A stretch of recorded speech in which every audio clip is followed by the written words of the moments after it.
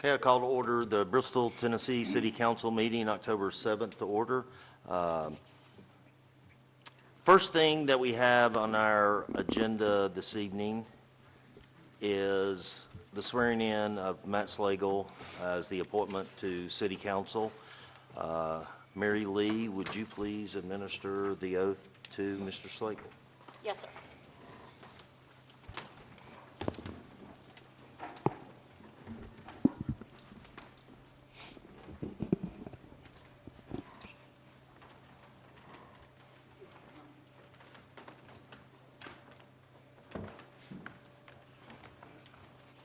If you'll stand right here facing this way, holding the Bible. And if you'll turn face this way. And then if you'll come over here, this way. So we'll pivot you this way. Okay. If you'll raise your right hand, please.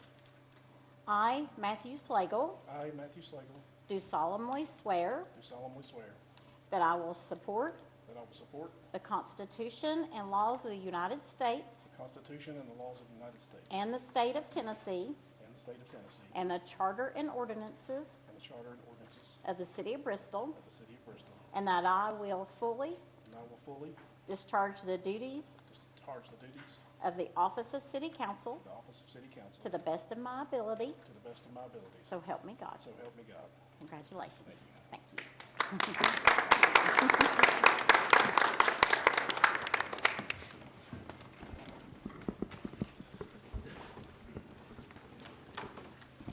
Congratulations. Now, Mary Lee, would you call the roll? Yes, sir. Akerd? Here. Turner? Yes. Firerobin? Here. Slagle? Here. Powers? Here. Welcome and thank everyone for attending this evening. There will be two opportunities to speak on matters of city business this evening. First, attendees are invited to speak regarding any of the three public hearing items tonight. I will announce when these opportunities are open. If your comments relate to the subject of one of those hearings, please speak during those hearings. Second, citizens are welcome to address council regarding any matter of city business that is not subject of the public hearing matter during the appearance of citizens. A sign-up sheet was provided as you came into council chambers, and I have that list here. Next, we have our invocation and pledge, and Chief Mike Carrier will do our invocation, and Councilwoman Powers will lead us in our pledge. Let us pray. Our most kind and gracious Heavenly Father, as we come before you tonight, we do thank you for this day that you've given us. We thank you, Lord, for your many, many blessings you pour out upon us. As we come before you tonight, dear Lord, we just thank you for the opportunity to be able to come together and be a part of the decisions that are made to run our government here in Bristol. We thank you, dear Lord, for each of these council people that give of their time and their effort to be able to lead our community. We thank you, Lord, for Mr. Slagle, who has now come onto this board. And we thank you for his service that he's provided for Bristol as he served on the county commission as a Bristol representative there. It's our prayer tonight, dear God, that you would just bless each of these. We pray, Lord, that you would give them your wisdom, your insight as they make decisions, that they make decisions, Lord, that would honor and glorify you and that would move our community forward, and that Bristol would remain a great place, a good place to live and to work. We thank you, Lord, for all those that have fought for the freedoms that we have in this country. We're coming up on Veterans Day just a few weeks out. Help us to never forget the sacrifices that have been made down through the years to provide for the freedoms that we have.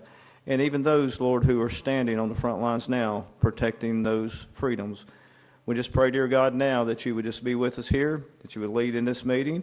And I pray, Lord, for our first responders. And I thank you, Lord, for the outpouring of support and love and strength that has been given to our fire department here in Bristol in the loss of our own this past week. Thank you, Lord, for all those that have expressed those different ways of showing their support for us. Pray, Lord, for the family of Brandon Clausen. Wrap your loving arms around them, Lord, and comfort them as they move forward. And we pray, Lord, that you would comfort our department as well, his family here at work, and the responders all across the communities and the areas that he's worked in. He's made a lasting impact on a lot of lives. We pray, dear God, for your blessings on that family and on those first responders now. And I ask all this in the holy name of Jesus. Amen. Please face the flag.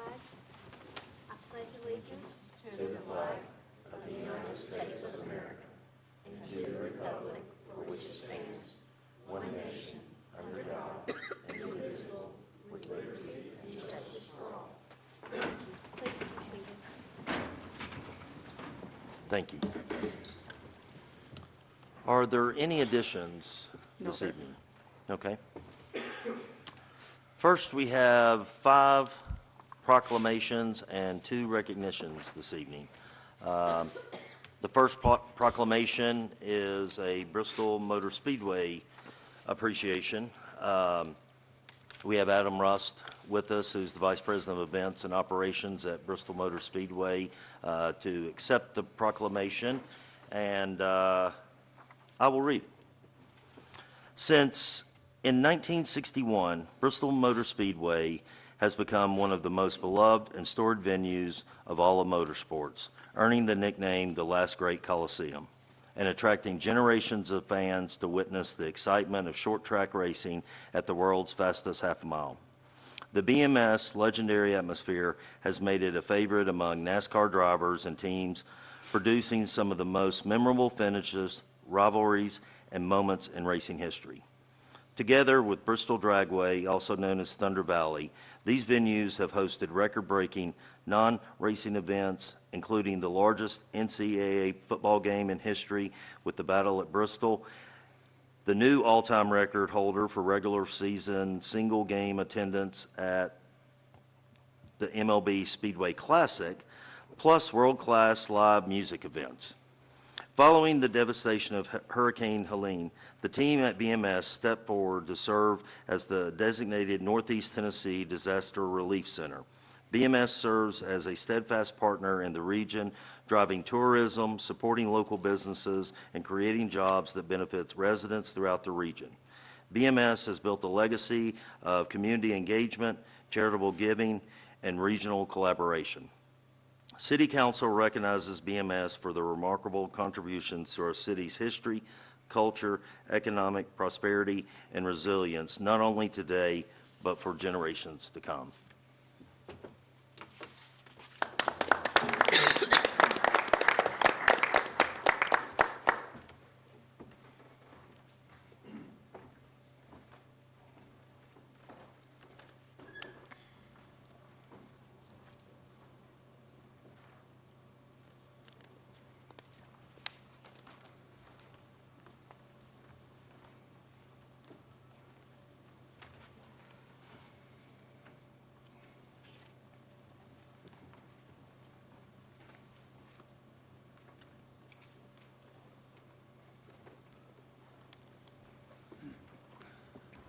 Well, I don't have a whole lot to say other than thank you. We appreciate the support we get from our city. Big events obviously take a big effort, and there's no shortage of that from the city. All of the people on the stand, we know that every department within the city is pulling in our direction, and that's what it takes to succeed.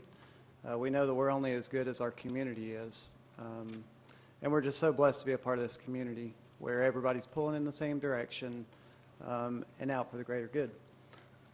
So thank you for the honor tonight. We appreciate it, and we look forward to continuing to serve. Thank you.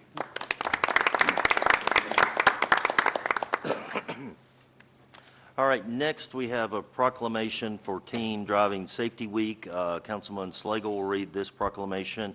Summary, and Samuel Jones, Senior Program Coordinator, and Katie Sapikas, Executive Director for the Appalachian Promise Alliance, will accept the proclamation. Thank you, Mayor. Cities of Bristol, Tennessee, and Virginia recognize the safety of our young drivers as a vital concern for the well-being of our community. Teen drivers have crash rates nearly 4 times those of drivers 20 and older. In 2023, there were 3,048 teenagers who died from crash injuries in the U.S., making it the leading cause of death for this age group. Teen drivers are a valuable asset to our community. and it's imperative that we take proactive measures to prevent car crashes involving young people. The collective effort of parents, educators, local law enforcement, elected leaders, community leaders, and the youth themselves is essential to protecting our young drivers and their passengers through education and the promotion of safe driving practices. The week of October 19th to 25th, 2025 is recognized as National Teen Driving Safety Week, providing a prime opportunity to increase public awareness and commitment to teen safe driving.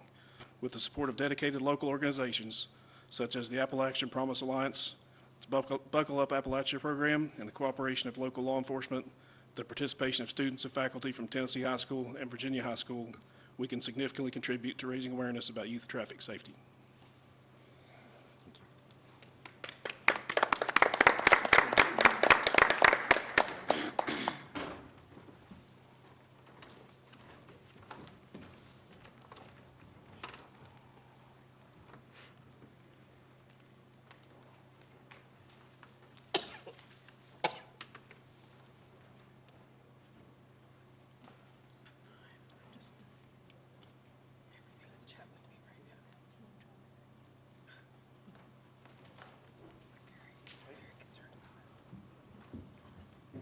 Thank you. Teen Driving Safety Week is a call to action because the safety of our youngest drivers is at stake. Tennessee is ranked as one of the 3 most dangerous states for teen drivers, with a staggering rate of 41 drivers for every 100,000 teen drivers last year. In 2024, Sullivan County ranked as the 19th worst county in the state of Tennessee for teen driver crashes. The experts are clear on the causes, which are all within our control: alcohol, distracted driving, and speeding. So we must slow down. We must buckle up every single time. We must put the phone down. So, thank you. Thank you.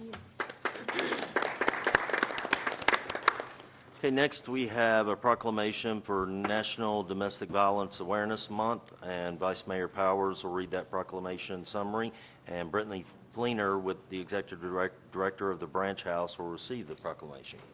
Thank you, Mayor.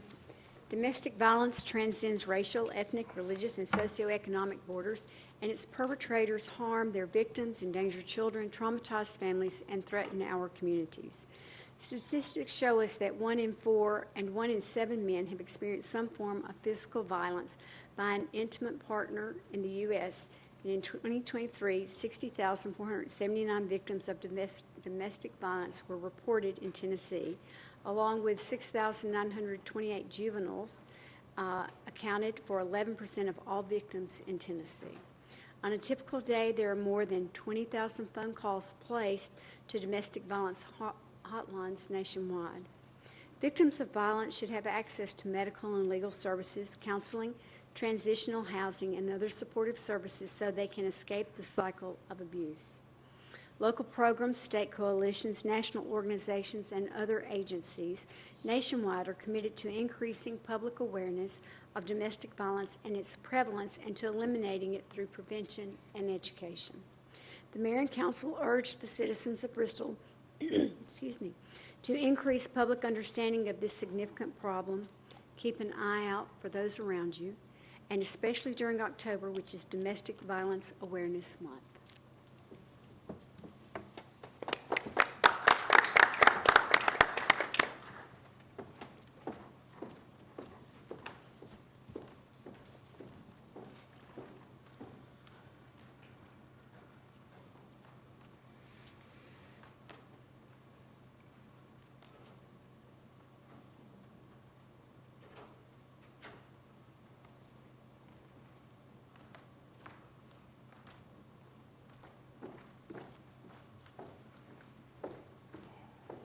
Good evening, Mayor Turner, City Council members, and staff. On behalf of Branch House Family Justice Center and our community partners, I just wanted to sincerely thank you all for recognizing October as Domestic Violence Awareness Month, and for your continued support of the important work that we do. Domestic violence affects families across our nation, and behind every statistic there is a real person, a mother, a child, a neighbor who deserves safety, dignity, and hope. And your proclamation helps remind our community that domestic violence is not a private issue. This is a community one. And together we can truly make a difference. At Branch House, we work side by side with law enforcement, advocates, prosecutors, and medical professionals to provide comprehensive, trauma-informed services to survivors. And having the support of the City of Bristol strengthens that network and sends a powerful message to victims that you're not alone and help is here. So thank you again for standing with us and for continuing to shine a light on this issue, and your partnership truly helps us to save lives and to create a safer and stronger community for us all. Thank you. Thank you. Okay, next we have a proclamation for the Nature Center accreditation. Councilwoman Robin will read the proclamation summary, and Director of Parks and Recreation Mike Maines and Nature Center Manager Jeremy Stout will accept the proclamation. Right. Can you all hear me? It's not. There it is. Now you can hear me. So this is, I'm thrilled to do this, and I hope everybody here has visited our Nature Center. It's been there a long time, and it got new building and all kinds of new things within the last shorter period of time. The City of Bristol, Tennessee is enriched by the Nature Center at Steel Creek Park, an esteemed scientific and educational institution dedicated to preserving, interpreting, and presenting the natural heritage of our community. The American Alliance of Museums accreditation represents the highest national recognition for museums in the United States, signifying excellence in operations, governance, collection stewardship, and public service. Fewer than 1,100 museums nationwide have achieved this accreditation, placing the Nature Center among a distinguished group of institutions recognized for their exemplary professional standards and commitment to public trust. This accreditation affirms the center's role as a leader in museum practice, a trusted resource for lifelong learning, and a vital contributor to the cultural vitality and civic identity of Bristol. The achievement of accreditation is the result of years of dedication, professionalism, vision by the leadership, staff, board, volunteers, and supporters of the center. The mayor and city council wish to acknowledge this accomplishment and commend the center for bringing honor and recognition to our community. Congratulations.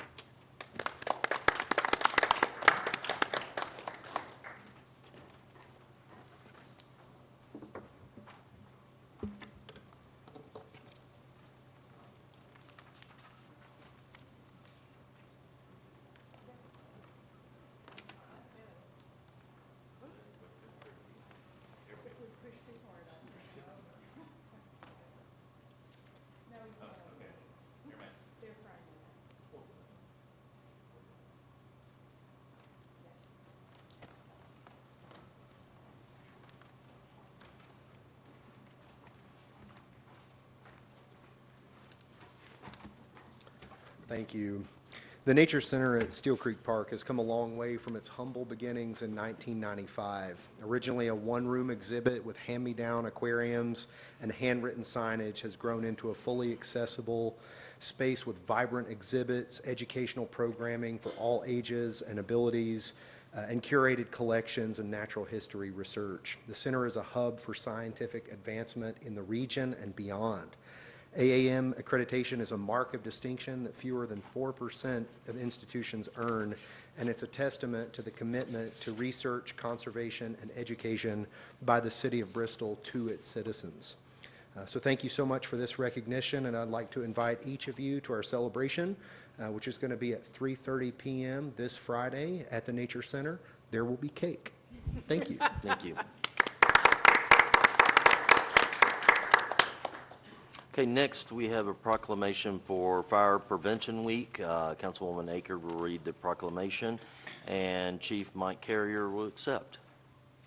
The city is committed to ensuring the safety and security of all those living and visiting Bristol.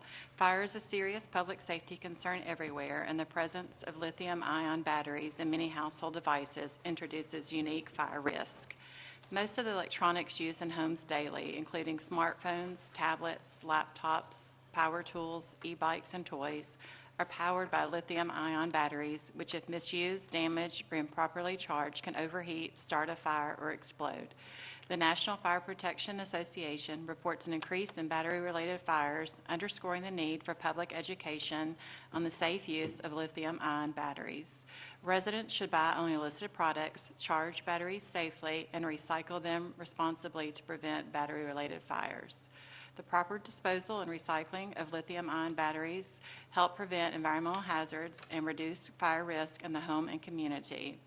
Bristol's first responders are dedicated to reducing the occurrence of fires through prevention, safety education, and community outreach. The mayor and council urge all citizens to use, charge, and recycle lithium-ion batteries safely to reduce the risk of fires in homes and communities.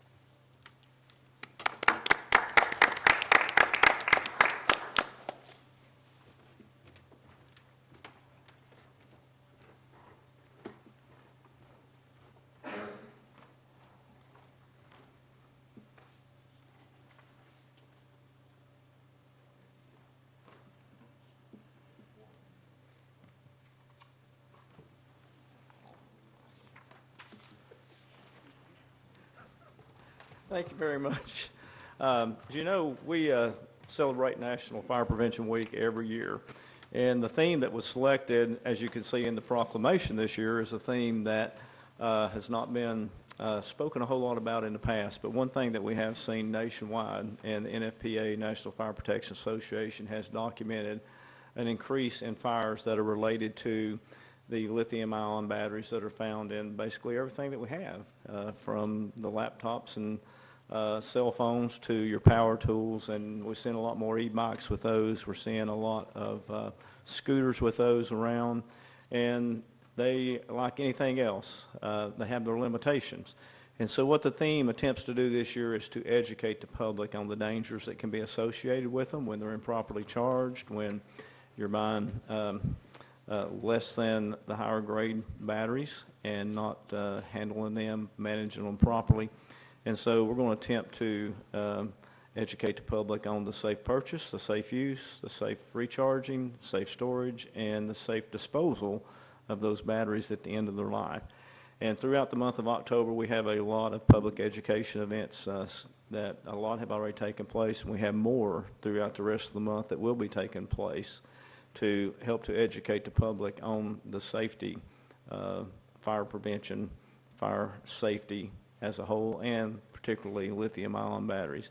And we don't have any cake, but we will have open house at Station 2 on the 18th, and we will have something, okay? The menu hadn't been exactly set yet, but we have the date and the location, and we will have to try to one-up the Nature Center with their cake.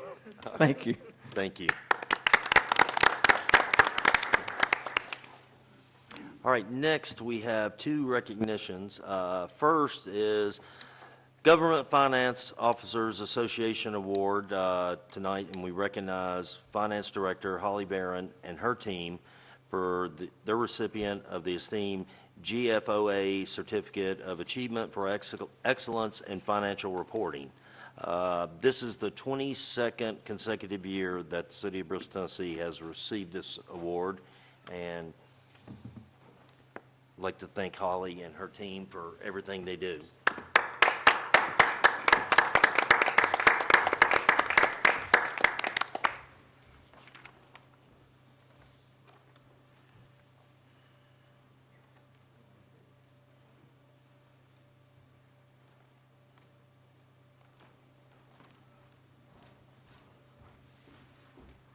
Good evening, Mayor and council members, and welcome, Mr. Slagle.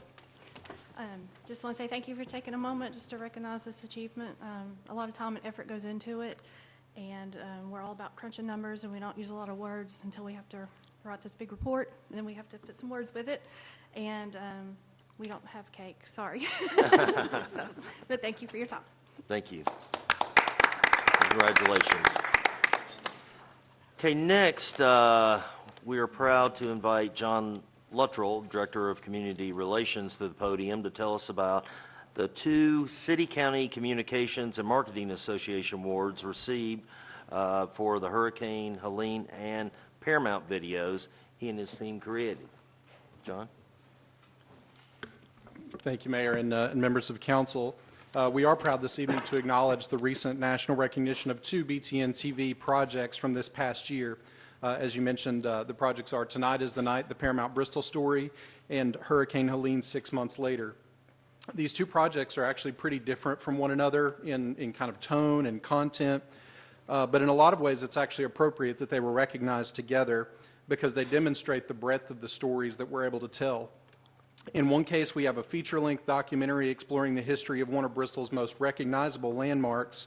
In the other, we shared the previously untold firsthand accounts of one of the most harrowing events that Bristol's first responders and really our region as a whole have ever experienced. One spans nearly a century of Bristol's history, while the other recounts an event that only happened a year ago. Now, we never go into a project thinking about how it might potentially be recognized, but we are proud to have earned similar state and national recognition for our projects in the past. This type of acknowledgement, particularly when it does come in the case of this from a group of our peers in local government communications from around the country, it really serves as validation for the immense amount of time that it takes to produce something up to the standards of quality that we hold ourselves to. And it is worth it in the end to tell these stories because it also puts additional eyes from around the country and really around the world on Bristol and the great things that happen here. Speaking about the amount of time that go into these projects, for example, from its inception until its premiere, the Paramount documentary was in production for more than 4 years, including the pandemic, which ultimately became its own chapter of that story. The scale and scope alone of that piece are something we're immensely proud of and something that the judges for this competition acknowledged, saying, "This documentary has captured the building's history vividly and preserved its legacy. The number of interviews was staggering, all the B-roll included was impressive, and the commitment to a 2.5-hour video is inspiring and exhausting. A finished product of this magnitude is rare in our field." For the Hurricane Helene piece, the judges noted that this was clearly a massive undertaking and an emotional story to share, with the video covering a lot of ground in just 35 minutes. I should also add about that particular piece that since the video was first posted on our YouTube channel this past April, of course we showed a short version of it here at the City Council meeting on April 1st, that video has more than triple the views of our previously most viewed video on our YouTube channel and has just on its own resulted in more than 100 new subscribers to our YouTube channel for folks who can view things like the City Council meeting happening tonight and all of the other content that we post. You can view both of these winning projects along with most of our other video content on YouTube at youtube.com/watchbtntv. And lastly, I know I'm the one here speaking about this recognition, but the individuals who truly deserve the credit are the other members of the community relations team who make all of this possible. We're lucky to have Brennan Dye and Scott Hill, who constitute the entirety of our production crew, being responsible for camera work, lighting, sound, editing, on-screen graphics, and so on. But I also want to acknowledge Ann Dunham, who serves as the primary producer for most of our video content, coordinating all of our interviews, and who, especially in the case of the Paramount documentary, did just an enormous amount of research on that project. I also want to acknowledge Jama Helbert, who keeps us on track and on budget as we work through these projects, and who always helps our department and organization put our best foot forward, whether it's a themed movie premiere or a reception to welcome a new city council member. So thank you to everyone on the team for what they do, and thank you for allocating the time this evening to recognize them. Thank you.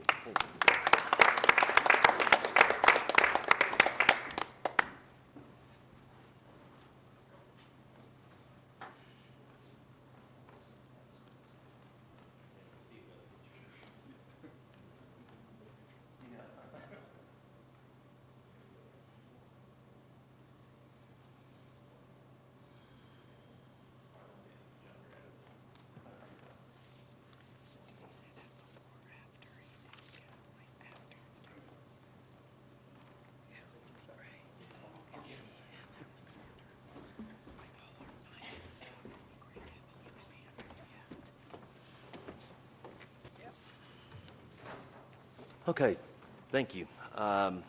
Next, we have our Board of Education report. Dr. Tudor.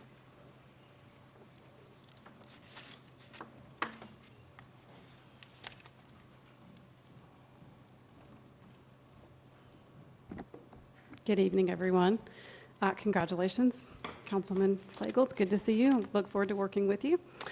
Just a couple of things this evening for you all. I just want to recognize that October is National Principals Month, so I'd like to thank our dedicated principals who selflessly serve our students every day.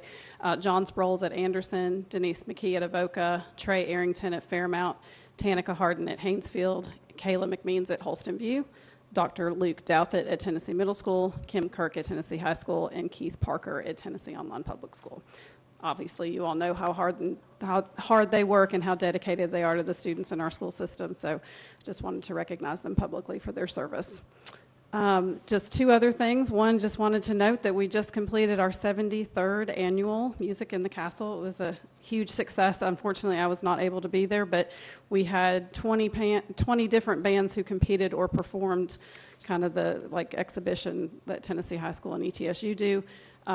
Thank you to Bristol, Tennessee Police Department and the city staff. I know it is a challenge to navigate all of that, the traffic that comes with having 20 bands and all of the things that come with those bands, semi-trucks and trailers and all that stuff is a challenge, but obviously great for our community and a wonderful event for our school system. And then just one last thing, next week is fall break. Can't believe we're already a quarter through our school year already. We do offer intercession for students who need that.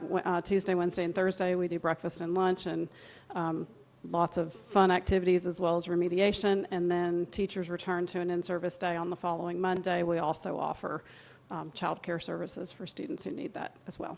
That's all I have for you unless you all have questions for me. I would just like to say on behalf of council, congratulations on winning the superintendent award this year. Thank you. Appreciate that. Thank you. Thank you. Okay, we have 3 public hearings this evening. The first one is ordinance 25-20, imposing a temporary moratorium on the establishment of data centers. This public hearing is hereby open for ordinance 25-20. Sheriff Young, Director of Planning and Community Development, will present. Thank you, Mayor Turner. Good evening, council members. The ordinance tonight for a moratorium on data centers is brought to you and born out of the work of the Planning Commission. The Planning Commission has been hard at work the past few meetings looking at ways to amend and revise some of the regulations in our M2 ordinance. We've been looking at outdated uses, emerging uses, emerging technologies, and in that discussion, the Planning Commission discussed and recommended a moratorium on data centers to City Council. So tonight, public hearing is on the ordinance to create a moratorium on data centers, and this would be for a 2-year period while the Planning Commission still works in the background to research and look at this emerging technology. Okay, thank you. Is there anyone in the audience that would like to speak to council on this matter? Seeing none, this public hearing is closed. Next, we have a public hearing on the annexation of territory in the city of Bristol by owner consent, 140 Sweet Knobs Trail. This public hearing is hereby opened, and Sheriff will present. Thank you once again. So the next public hearing is related to an annexation request filed by the owner of property at 140 Sweet Knobs Trail. That is Mr. Sean Hunt, and he is in the audience with us this evening. It's currently zoned A1, which is a general agricultural estate residential district in Sullivan County. The parcel is approximately 6 acres, and if annexed, the owner intends to subdivide the parcel into 2 parcels and build a home on each site. The plan of services information I'll go into just a little bit more detail in a moment, but the ultimate recommendation in that plan of services is to zone this property as R1A. Okay, thank you. Is there anyone in attendance that would like to speak on this matter? Okay. Oh, you, okay. Please come to the podium. Yes.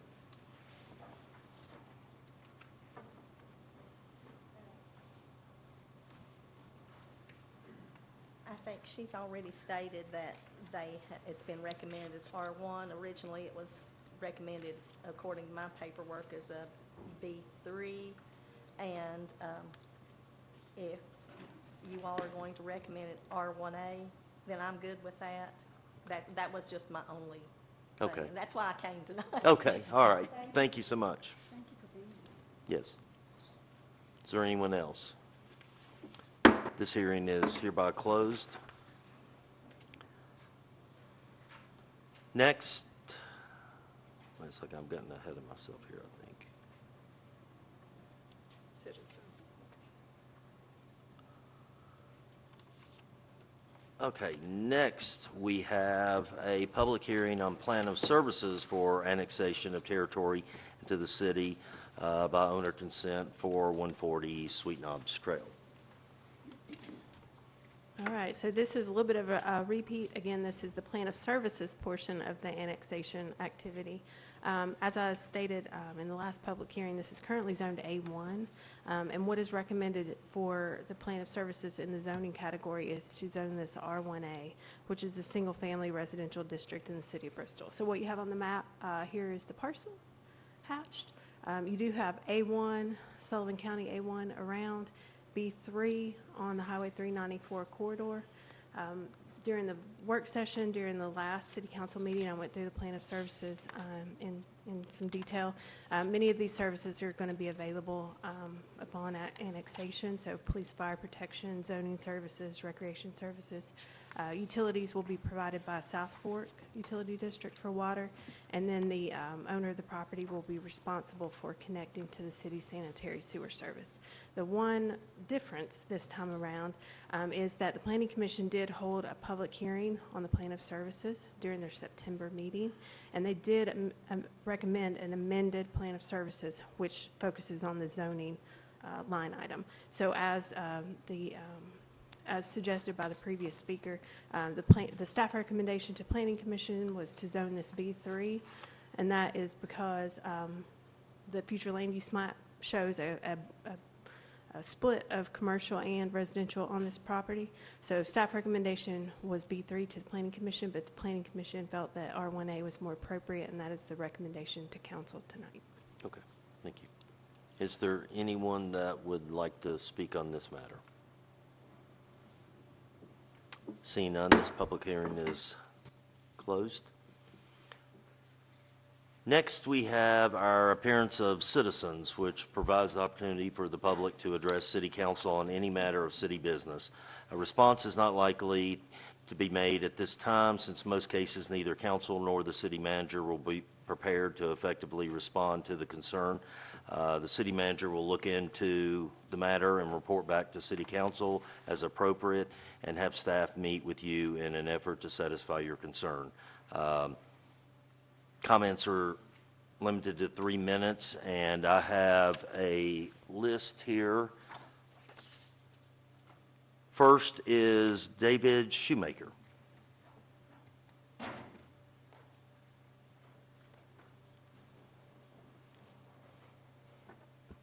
Council, I appreciate the opportunity to come here and speak to you tonight. My name is David Shoemaker. I am a lifelong resident of Bristol, Tennessee. I'm here tonight as a member of your Parks and Rec Commission. My special interest as a member of that board is Stills Creek Park. I grew up a short walk from the entrance to Stills Creek Park on Broad Street. In fact, our property borders Stills Creek Park to this day. I need your help. We have had a number of thefts over the last couple years. It's now to the point where we're having thefts weekly. In fact, in the last 4 days, we've had 2 break-ins and thefts in the last 4 days. The problem that we seem to have, and I don't understand it for the life of me, we don't seem to be getting any response at all from the police department. I don't know whether they're just not interested or don't think it's a big deal, or maybe they think because it's a park, it's not part of their job. I don't understand it, and I don't know why. make no mistake, the people who are breaking into our park are not homeless people. They're not teen vandals. These people are coming in with burglary tools and breaking into buildings and doing other damage. Perfect example. Also, I serve as one of your drivers on the little train. We've had so many break-ins in the depot, but a good example this summer, within a week after the Civitan Club, my club, another member of the club, your former mayor Joel Staten, and I wired the deck that we've been working all spring and summer on down there. They came in, we put outlets on either side and in front. They came in with a heavy-duty bolt cutter, cut the conduit that we had run the wires through, cut through the conduit, cut through the wire, and pulled out the wires that we had just installed less than a week after we did that. They're bringing in power tools or cutting through the cages that have been installed over the depot, other buildings. When they come in with power tools to cut through things, these are not kids. These are not homeless people. They've stolen air conditioners. They're not carrying air conditioners all the way out of that park. They're coming in with wagons or dollies to do that. When I heard about last night's break-in, where they went in and broke into a pump house on the golf course, stripped out all the wire in the pump house. When I heard about that from our park manager, Beth Carter, I asked her if she would give me just a brief summary of what's happened recently. So if you'll indulge me another minute or so, let me just read what she sent me earlier this afternoon. In the past few years, break-ins would generally happen only at the train depot or at the concessions. At its worst point, break-ins were happening about every 2 weeks for a couple of months. Replacement on doors and windows along with restock of concessions would be a necessary expenditure each time. Metal caging was put around the depot windows and doors, which prevented further break-ins until they came in with tools to cut through the metal caging and break a window early in August. The paddle boat house has been broken into twice over the past year, as well as the B building that houses items for the apiary. Wall AC units and renewable energy resources were stolen. The Nature Center storage building was cut into twice over the past year, and food for our staff Christmas party last December was stolen out of the lodge kitchen after being stored in there for less than 24 hours. Copper was stolen off the lodge HVAC units, requiring a privacy fence to be installed and locked around them last year. The golf shop, which has never had issues previous to the past year, has had 3 break-ins since last November, requiring replacement of custom-made doors and windows each time. That cost about $800 per occurrence. The pump house was broken into, stripped of almost all of its wiring just last night. The cost to repair has yet to be determined. Theft of plaques, cameras, pieces of aluminum from picnic tables, extension cords that were padlocked to prevent their theft were cut and stripped out. The copper continued throughout the year to be an issue where they're stripping out copper out of buildings. Okay. Another example, last Friday night there was a camera installed on the bridge near the end of the train track so that they could try to keep them from messing with the decorations for Spooky Express. The camera lasted 12 hours till it picked up the vagrant or the person climbing up and throwing the camera into the lake 12 hours after it was installed. We desperately need your help. They're doing thousands of dollars worth of damage to steal a few dollars worth of wire down there. This can't continue. I appreciate you coming, and we will definitely look into this. And Thank you, Mayor. I appreciate it. Thank you. Next, I have Jim Jordan.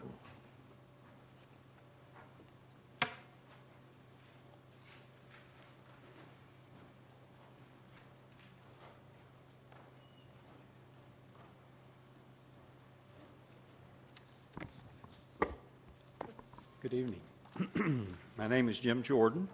My wife and I have lived at 232 Colony Drive for the past 37 years.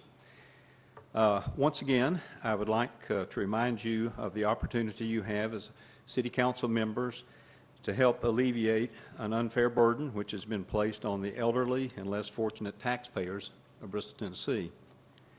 I'm referring to the Property Tax Freeze Act, which, if approved, could help property taxpayers over 65 who qualify. Taxpayers like Mrs. Lana Binka, who pled for mercy before this council passed a 21% tax increase.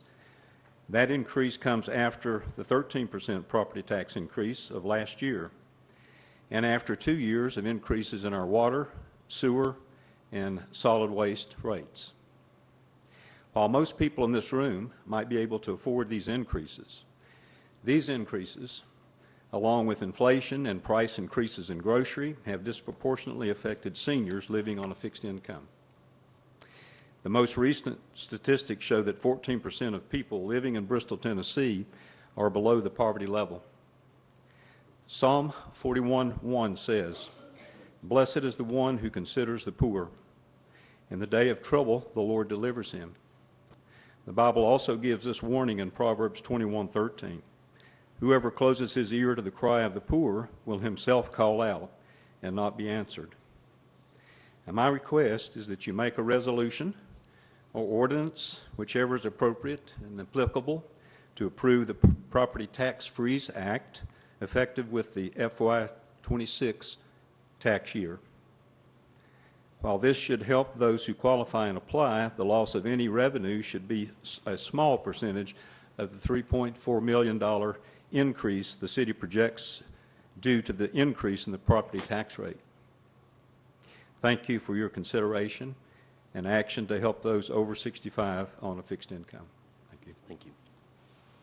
Next, we have Earl Cantor.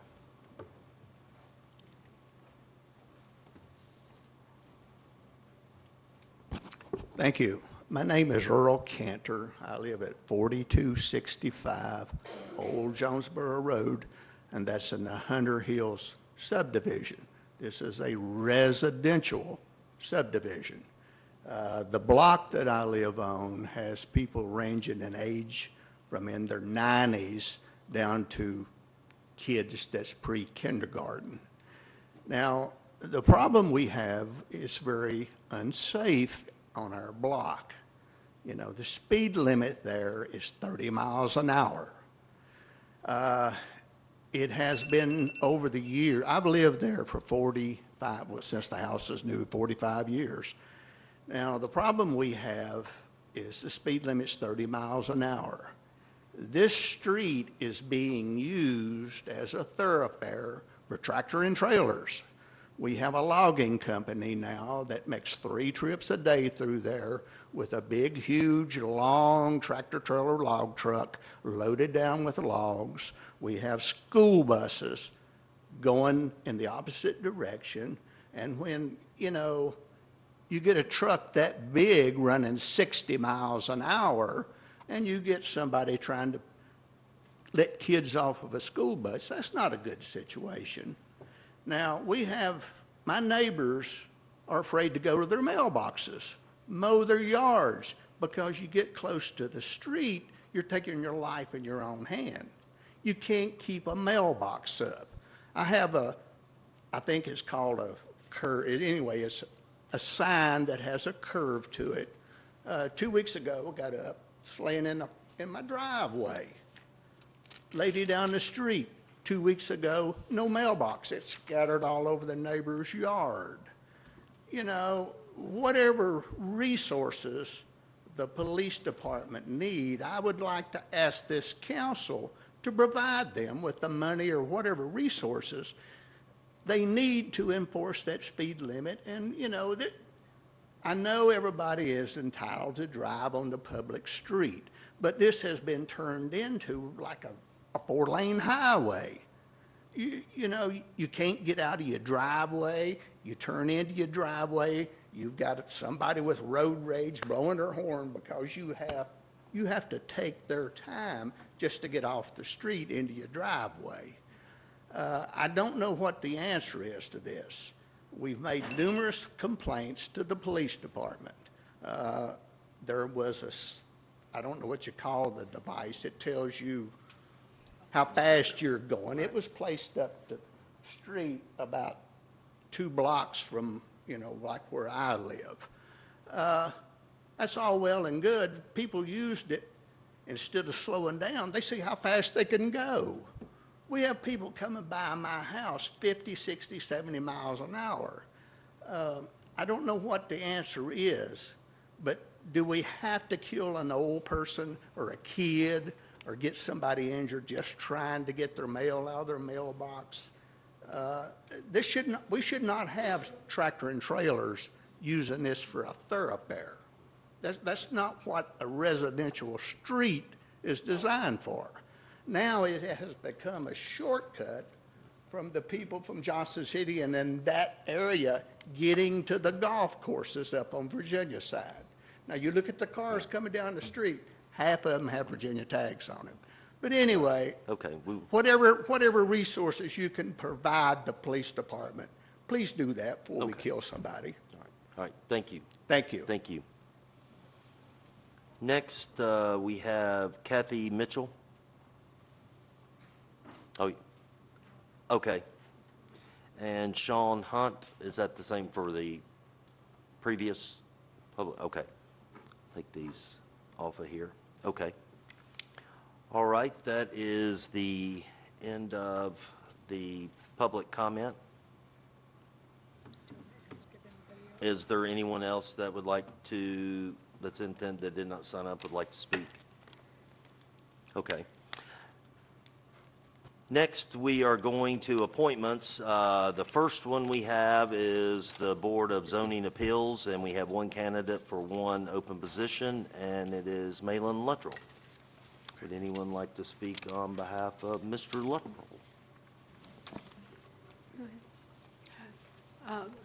Malin's with us tonight, and we really appreciate his service he had on city council and the mayor, and it was during that time that he stepped up to volunteer to be on our BZA. So we appreciate your willingness to do that and to work with that particular board to help out. So thank you. Yes, thank you, ma'am. Okay. Councilwoman Akerd has Malin Luttrell. Vice Mayor Powers has Malin Luttrell. Mayor Turner has Malin Luttrell. Councilman Slagle has Malin Luttrell. And Councilwoman Feierabend has Malin Luttrell. Thank you, ma'am. Next, we have two candidates for one position on the library board, and we have Barry Hopper and Sheila Osborne. Would anyone like to speak on behalf of either one of these candidates? I could speak on behalf of each of them. And Barry Hopper had served on it and felt like he probably couldn't continue, and then later realized that he could. So the term expires the end of this year, so it makes sense for him to serve out the rest of his term. Sheila Morgan Osborne, and she may go by Morgan, I'm not sure. Anyway, I talked with her, and I think she would be a great addition to our library board as well. So hopefully, whoever doesn't win tonight will look at applying again. Okay. Are we ready? All right. For Library Board, Councilman Slagle has Barry Hopper. Vice Mayor Powers has Barry Hopper. Mayor Turner has Barry Hopper. Councilwoman Feierabend has Barry Hopper. And Councilwoman Akerd has Barry Hopper. Thank you. Okay, next we have 3 resolutions and 2 ordinance on first reading tonight. First one is Resolution 25-162, resolution to annex certain territory upon written consent of owner, to incorporate the same within the boundaries of the city of Bristol, Tennessee, and to approve the plan of services for such territory at 140 Sweet Knobs Trail. Ms. Young presented earlier in the public hearing portion of tonight's meeting. And is there any questions for Ms. Young from council? If not, is there a motion to approve Resolution 25-162? Motion to approve Resolution 25-162 to annex certain property territory upon written consent of the owner at 140 Sweet Knobs Trail. Okay. Do I have a second? Second. I have a motion and a second. Is there any discussion? Mary Lee? Akert, Yes. Turner, Yes. Firerobin, Yes. Slagle, Yes. Powers. Yes.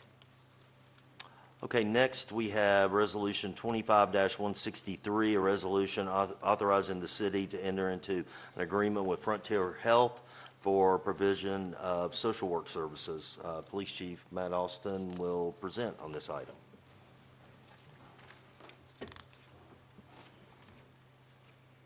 Yes, sir. Thank you. What this is, again, as you all know, that we had started a co-response program and with Frontier Health, with a clinician to come in and work as part of our team throughout the city with the officers that are there. That position was funded by Frontier Health at that time.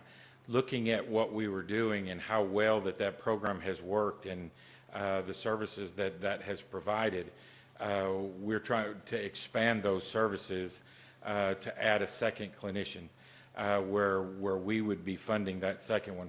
Frontier Health would still be supplying and funding the one position, and we would be doing the second position at an expected cost of $96,848, in which we would be looking to take those funds or using the funds from the opioid abatement program to help with those funds. And then if you would have any other questions for me on that program. No, I don't have any question. I think that I have heard from both sides, not only from the police department, but also from our fire and EMS of, I think, the success that the one we had, the current, that Frontier is providing. So, no questions, just that I think that it seems to be working out well. So, is there any other questions for the chief? So could you just, I know you explained to us, but I think it's really interesting and important. So some of the ways that having a person working with y'all and going on calls saves the time of our police officers for going to the ER with somebody or whatever. Can you just talk about that for a minute? Yes, thank you.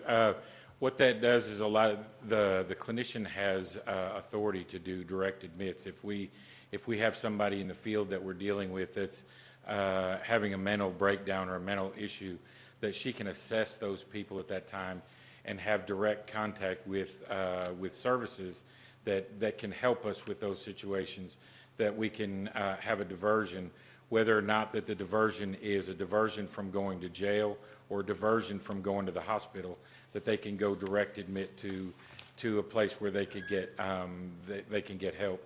A lot of times we've seen with mental health issues, a lot of times we were struggling with, there was no to find the services, and we'd have no choice but to take somebody to jail. We couldn't leave them in the situation that they were in because of something. And now we have the opportunity that we can looking at what services are available, to have a clinician looking at what's going on, to look to see if there's a diversion to do that. And those are the things that help us at time where they don't have to spend so much time at the hospital. And I can give kind of some examples of how that works. You know, we had one before we started that program. There was things that helped with mobile crisis centers and things like that from Johnson City. But we'd have someone that would have a mental breakdown that because of some issues that they felt like somebody was coming in to get them. So they've barricaded themselves And that situation is very volatile and dangerous for that person, for the officers involved, and any neighbors that we would have. At that time, mobile crisis would say that they would help, but they wanted to do it over the phone. Well, in those situations, it's just really unable to do that. Now, you take another situation where I use an example of what this does. We'd have another one, someone that was in that mental break that thought people were coming to get him, had barricaded himself.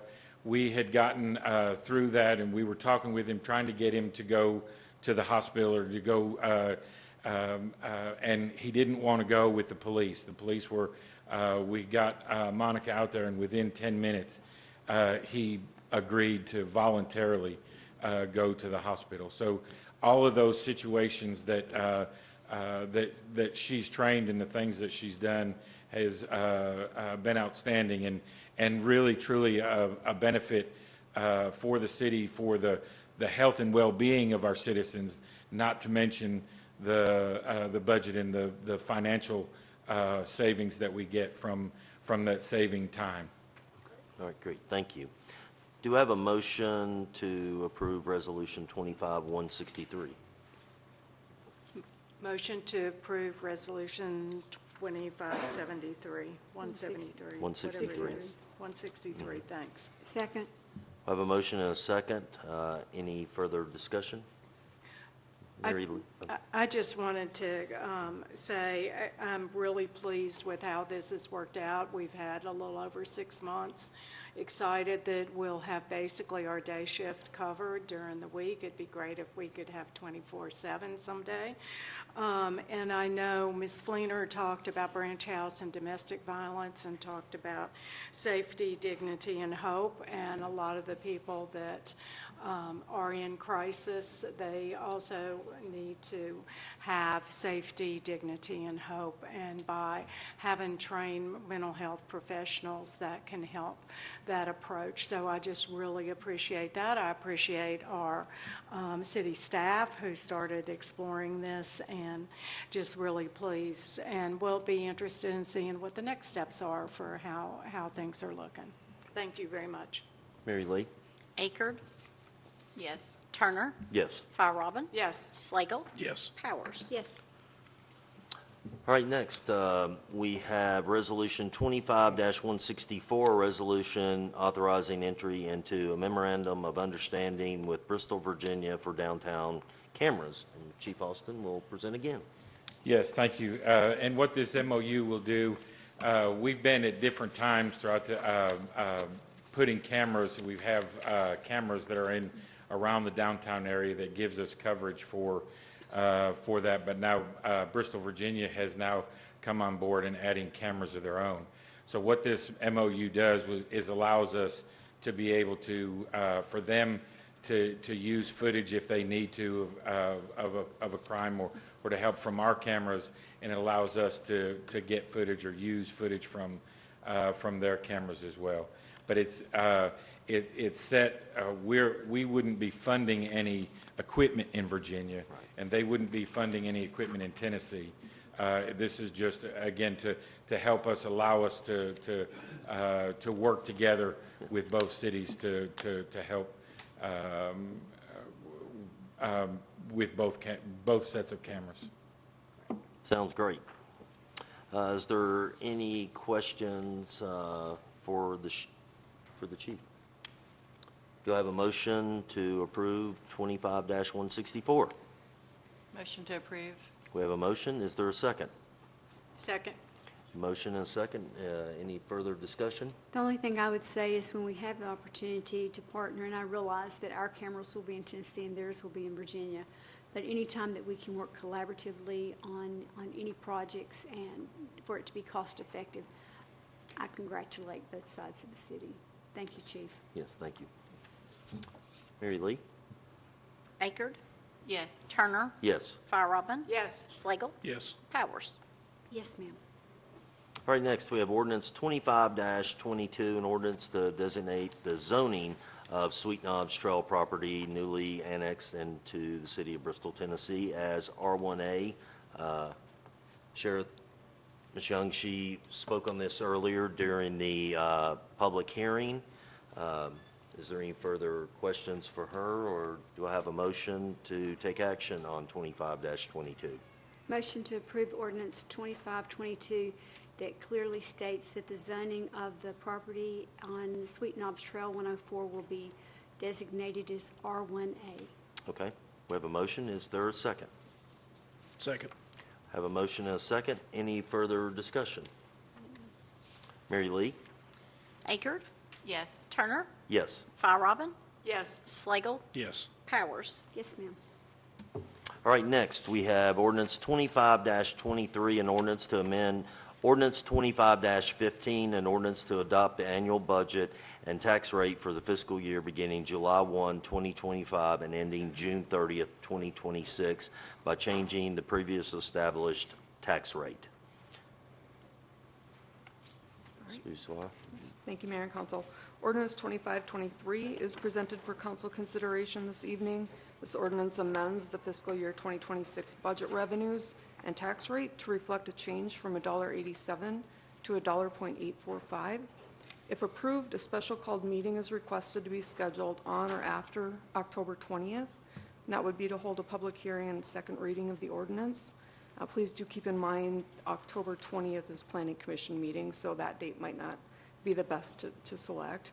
And then because of this amendment would take place obviously following the October 1st property tax due date that's established by city charter, staff would then work on addressing the procedural and administrative issues in posting the tax roll, sending out notices, addressing applications for tax relief, and all of those other pieces that would go along with the ordinance amendment. So to be clear, once this action is taken, at that point in time, those that were mentioned earlier may make application for tax relief. That's correct, yes. And we will put notice out as soon as we have action tonight. If this moves forward, we'll put notice out on the website and other means to get people aware that they can't actually pay their property taxes quite yet, and that this is in process. Okay.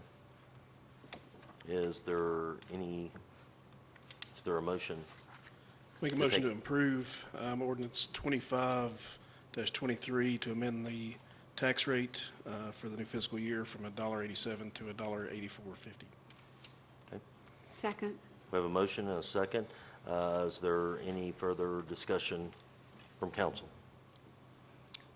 I'll weigh in and just acknowledge that we've had a lot of tough decisions and lots of conflict with our budget and tax season, and particularly with the reassessment that really started us out at a pretty high level to start with.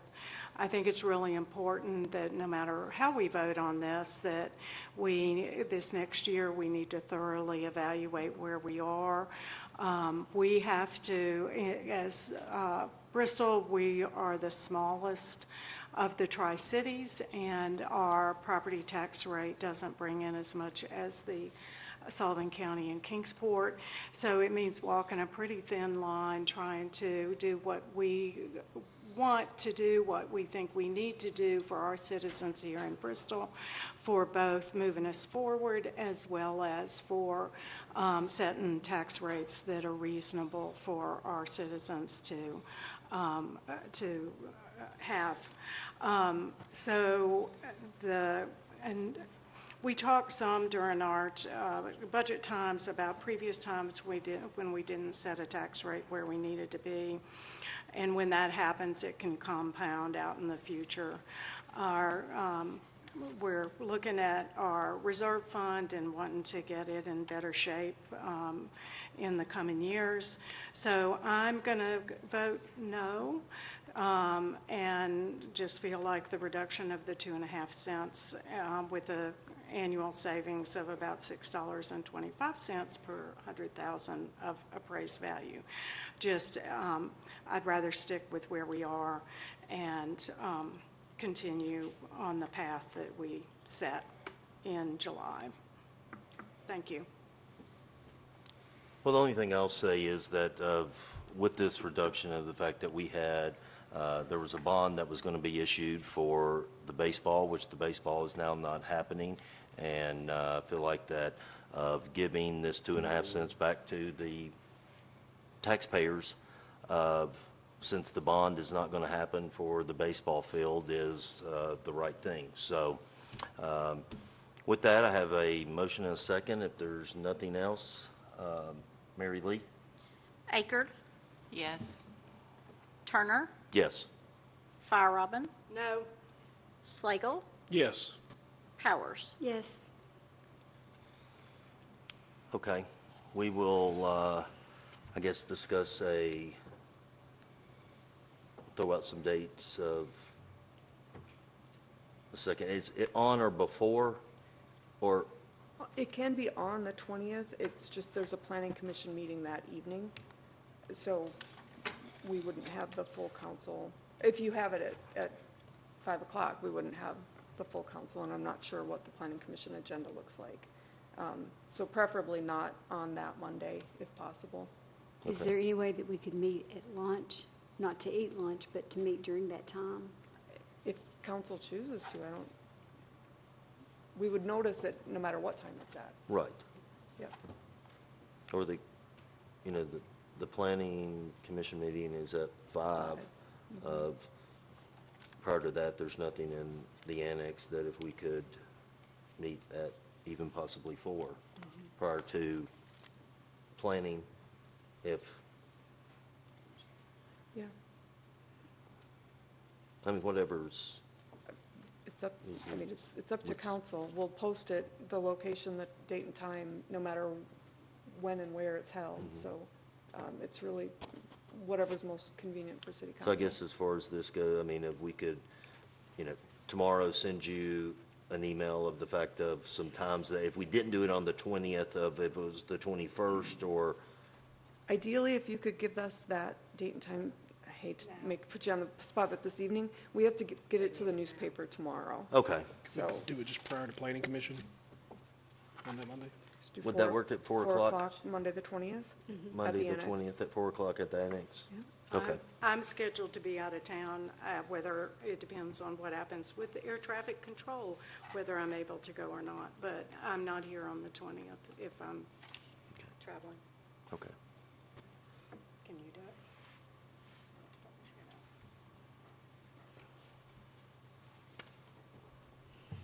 So 20th at 4. 20th at 4. Okay, now we have 2 ordinances on second reading. Ordinance to impose a temporary moratorium on the establishment of data centers.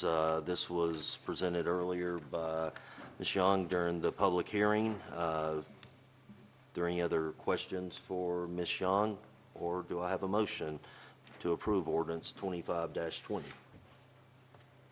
Motion to approve ordinance 25-20. Have a motion? Is there a second? Second. Motion and a second. Is there any further discussion? I would just comment that until we have a better handle on this whole situation impacting our natural resources, it's a prudent thing to do at this time. Yeah, I think our neighboring communities have already sent some of the same messages in some of the resolutions that they have passed. Data centers take an enormous amount of not only energy but water consumption as well, and I just think it'd be in the city's best interest to really fully evaluate that, and I think this moratorium gives us time to do so. I would say that we've done similar actions in the past.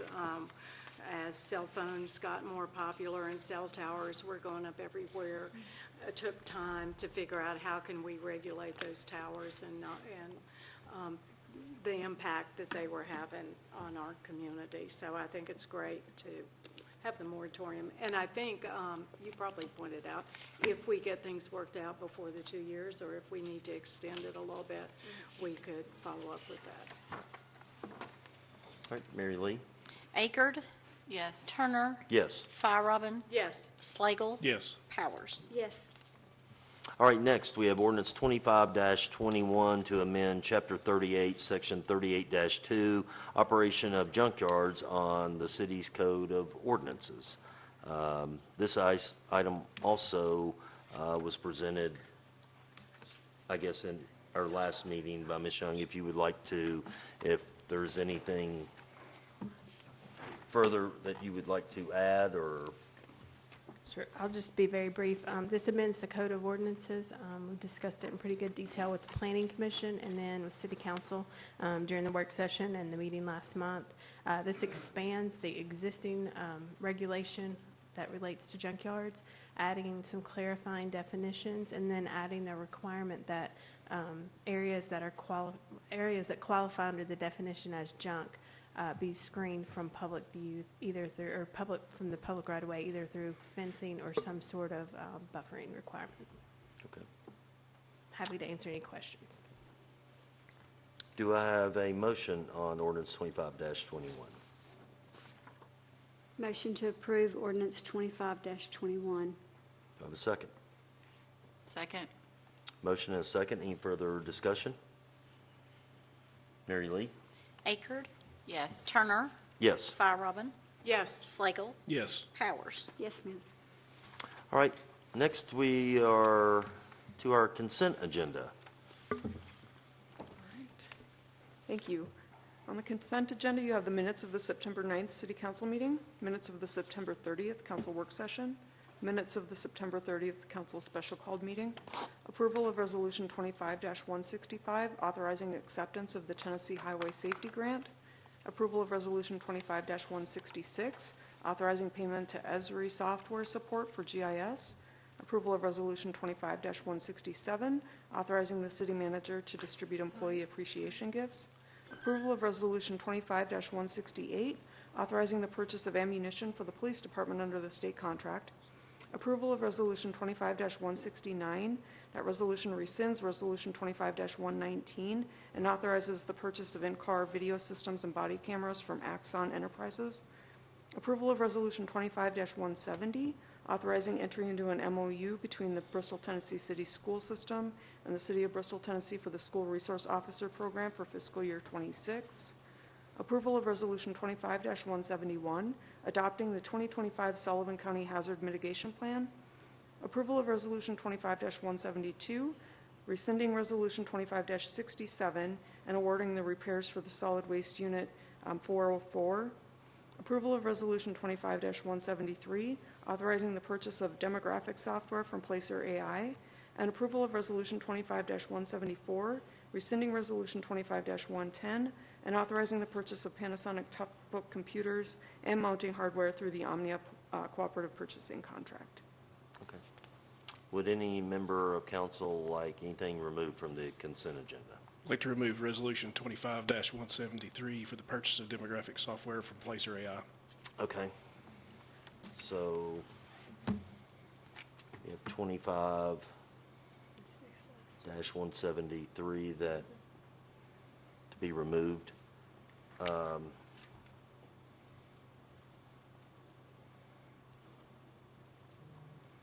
Do I have a motion to approve the other items included in the consent agenda? Make a motion to approve the consent agenda with omitting 25-173. Okay. Have a second? I'll second. Motion and a second. Mary Lee? Akerd? Yes. Turner? Yes. Firerobin? Yes. Slagle? Yes. Powers? Yes. Okay, now we have Resolution 25-173, the purchase of demographic software from Placer AI. Yes, Mr. Slagle, if you would, I guess, speak on. Yeah, I guess I'm at the unfortunate disadvantage of not being able to comment at the previous work session due to timing, but I think I just had a lot of questions related to the data that's collected here. You know, if that data can be sold, what notifications we need to provide if we're going to have software collecting data from visitors as it relates to rules around tourism and tourism sites. And those questions may be able to answer, maybe not, but I'd like to have some more time to consider it. Mayor, if I may, and Bretta Mornings is here as well, we can provide some clarification, and if council chooses to continue this discussion, we certainly can do that. But after the work session this past week, I did ask that we have a call with our representative from Placer AI, and we did have that call. So I'm going to give a very high-level review because that's my level of understanding of it, and I'll turn it over to Bretta if you have more detailed questions, and then again, we can continue the discussion if you choose to. The understanding, I had two questions for our representative. One was what privacy laws and what updates to the privacy laws impact the Placer AI program and what we do with that data. And his response was they don't collect personal data as it's defined under the law. So they are not subject to updates to privacy data as such. They collect latitude, longitude data, and that is it, which I originally didn't understand how that could be the case. But in how he was explaining it, basically it pings a phone. It does not collect phone numbers. It doesn't collect names. It doesn't collect account information. I asked about my area code because I wanted to know. And he said no one would know. It collects where the phone is placed at any given time, and then it collects how often or how long it's sitting in that location and how frequently it is. So that addressed the privacy question. The other question I had was regarding what information can we provide to our partners, because the contract talks about how much data is able to be provided and how much it is not. And I used Explore Bristol as my example because there's information that would be helpful for us, and we are the biggest partner in Explore Bristol. So that was one of my big questions and concerns there. And his explanation was if we are providing data that would be helpful to the city of Bristol, then, and not in a full report, the Mapolis can't just say, okay, I want to report with this. And we just spit out a report, so we're basically, just the technical arm of that. The sales rep likened it to us being a vending machine for data out. And, but if it's data that we would want to collect that would be helpful for us, he mentioned, and we did talk about the Rhythm and Roots attendance. That's helpful for us to know so that we could provide that information to our partners. If it gets beyond that and it's really someone that is continuing to use the product, they should get their own subscription to the product at that point. We don't own any of the data. We don't own any of the information, even the lat-long information. We're really buying the right to use the software, and they own everything else. Did they clarify their right to sell that data? Well, they're selling it to us. Can they sell it to other parties? Anybody that has Placer AI's subscription would be able to use that information that's collected. Yep. And I don't want to overstep with council here, of course, but I think there's some guidance, and it's not firm yet, but there's guidance from OECD's policy in tourism that really explicitly flags robust data collection without proper notification. So I just want to make sure that we're checking all the boxes here and we're not invading citizens' privacy while trying to do a good thing and collect information that will help our city as well as our police department. Yes. And again, we asked that very specific question, and we're assured that that did not apply to them and to that data. Thank you. Mm-hmm. Is there anything? Well, I would like to hear other members of council's thoughts on this. Or do we want to table this for a work session? I mean, we had I guess for me, Presentation. I mean, we had the presentation during our work session, and honestly, for me, I could have another presentation of it, and it's over my head of this type of software. I'm sure there's probably numerous companies out there that do the same thing that this particular company. I'm assuming that staff had looked into there was other companies that were Yeah, I mean, Placer AI So- ranks really highly in civic data collection. civic, yeah. And so, I think for me, I think the questions are good with this, and, if you've asked the questions and what we've been told, then And you're satisfied? I feel okay with moving forward, and staff, I believe, is the same, so, okay. Do I have a motion to pass for Resolution 25-173, demographic software for Placer AI? Motion to approve Resolution 25-173. Okay, we have a motion. Is there a second? Second. We have a motion and a second. There's no further discussion. Mary Lee? Akerd? Yes. Turner? Yes. Firerobin? Yes. Slagle? No. Powers? Yes. Okay. All right. Next, we have our city manager's report. Thank you. So we have a ton of events coming up that I wanted to talk through. Now I lost my first page of it.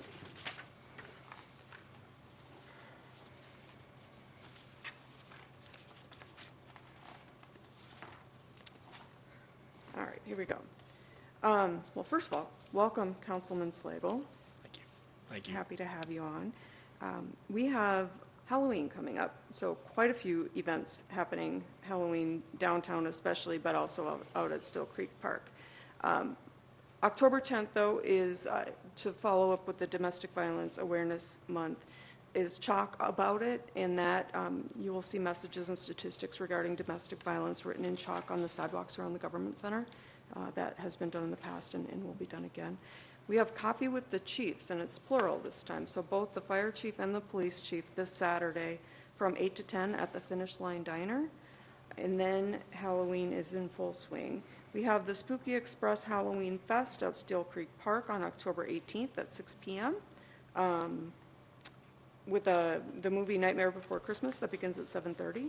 The Spooky Express train ride, as Mr. Schumacher had mentioned, the train at Steel Creek Park, that is Saturdays from 11 to 6 p.m.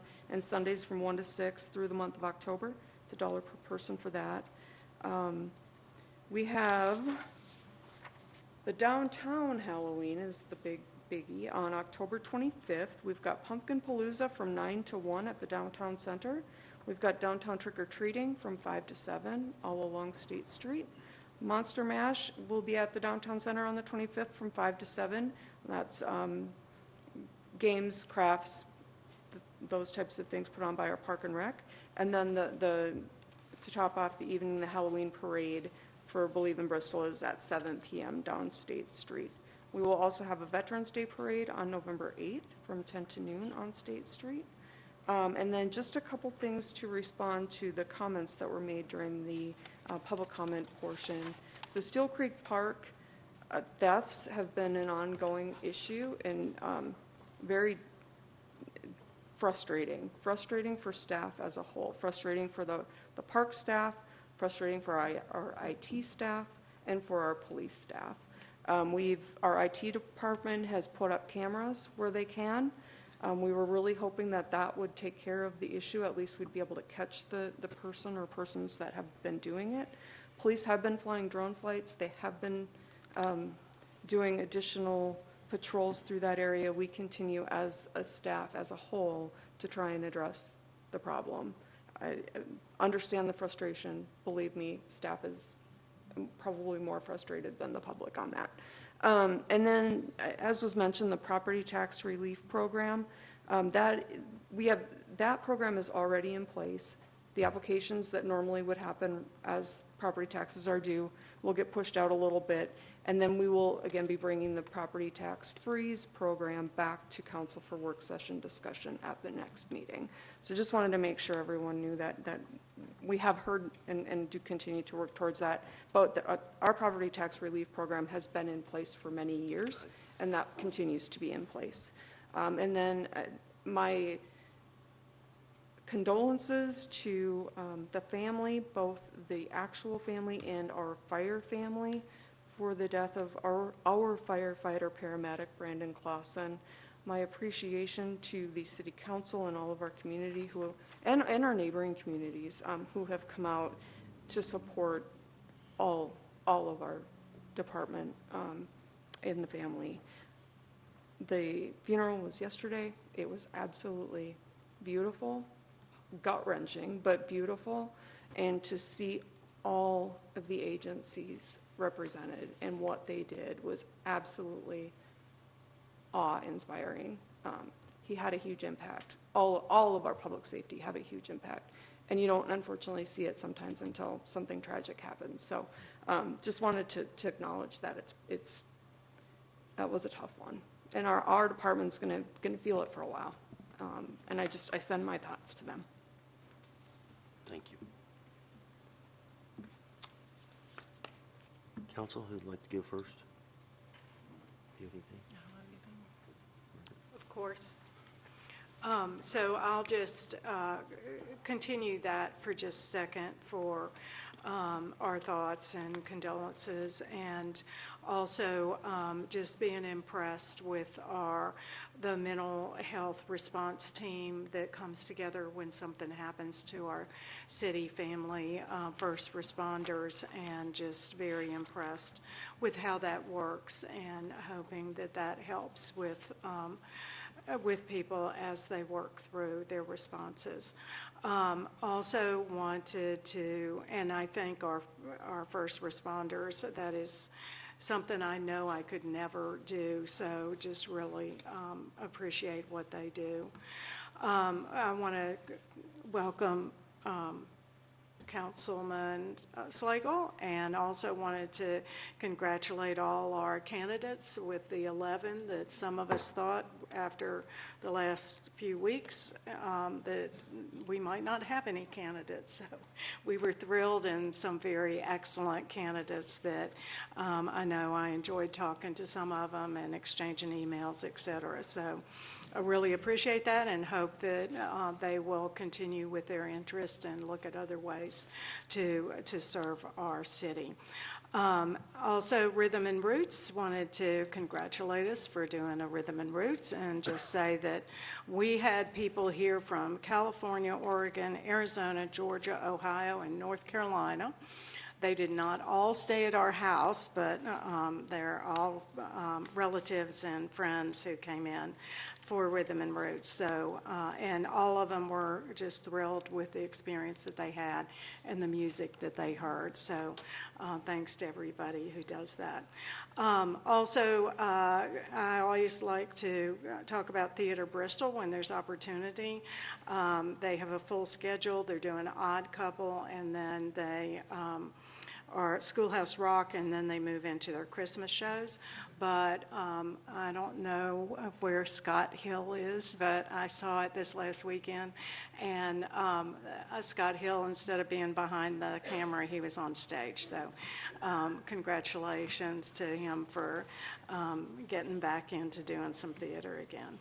So I'm going to keep going for a second more.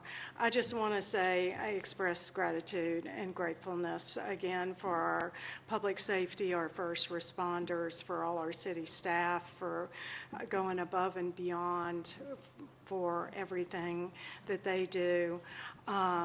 And I'm grateful for the city that we live in, that's safe and vibrant and beautiful. Both the buildings, our downtown, our surroundings. Again, grateful for the candidates who applied. And I'm grateful for citizens who participate in our civic and community life, who are ready to serve. And to learn and seek understanding for the workings of our community and our city. And last night, as I was thinking through things, and just encourage everybody to go out. It's a full moon, it's beautiful, and the weather's fantastic. Maybe not tonight. The weather's been fantastic, so just really appreciative and grateful for where we are. Thank you. Mayor, thank you. Sullivan Networks Partnership had 12 different national site selection entities in this past week. We want to give another shout out to Bristol Motor Speedway for providing a great venue for them to come. And while they were here, they had the opportunity to view a lot of the options. I would say a lot. We're filling up our options rather quickly as far as economic development and site preparation. So kudos to Networks and to our team here with BTES as well as Networks. I'd also like to give a shout out to BTES and TVA. Yesterday we attended the ribbon cutting of the substation on 394. It is the largest between Knoxville to Roanoke. Unbelievable what's happened there, and so we're really excited to have that, and it'll be a great addition to the site selection process. And in talking about site selection and BTS and TVA and utilities, that brings us to our planning department. The planning department is just, it's unbelievable the amount of work that comes in and is pushed out there. I would encourage people to attend our planning meetings. They're run very efficiently. We have an outstanding chair as well as commission. I'd like to give a shout out to Believe in Bristol. We met this morning. They have 1.5 staff people, and they push out an awful lot of work. They will absolutely, through the help of volunteers, run an outstanding experience October 25th in our downtown area. In addition to that, the BCM Rhythm and Roots was a great weekend. We had some great weather, but I'd encourage you to go to their website. There are still many opportunities to participate and enjoy the entertainment that they bring to our community. We're very well recognized and received by both states of Tennessee and Virginia, as well as referring to Believe in Bristol. And then finally, Explore Bristol, the tourist center, the visitor center will be opening soon. You may be seeing some of the different things that will be displayed there, the different displays, and it's been a passion for our community to get this up and going, and it too has been recognized very well by both states. So there's a lot going on. There's a lot of job creation going on. Ask our Department of Economic Development with our existing industries and with new industries coming in. So a lot of great things happening, and I would encourage you to get out and to see and experience a lot of what has been planned for our community in the oncoming months. Thank you, Mayor. Anything you? Yeah, I'd just like to continue the theme of the council, expressing condolences for the loss of a first responder and just the larger first responder community in our area. I have a couple of really good friends that serve as first responders here and consider them family, and I know how much those families and our larger family here in the first responder community are suffering, so thoughts and prayers out to them. I'd like to thank God for the opportunity to serve. Served county commission for 3.5 years, and it was a pleasure to do so. And I'm proud and thankful for council for your vote of confidence and continuing to serve here. I'd like to thank my wonderful family who's here. I'm blessed to have them that support some of these endeavors that I got to send myself out on, and I'm thankful for their continued support. Thankful to staff. The onboarding process has been awesome. I appreciate staff and all the hard work that they've done. Thank Chairman Cuddy from the Bristol, Tennessee City School System for reaching out, and Board Member Taylor with a warm welcome. So look forward to working with you all and look forward to working with them. Thank you all.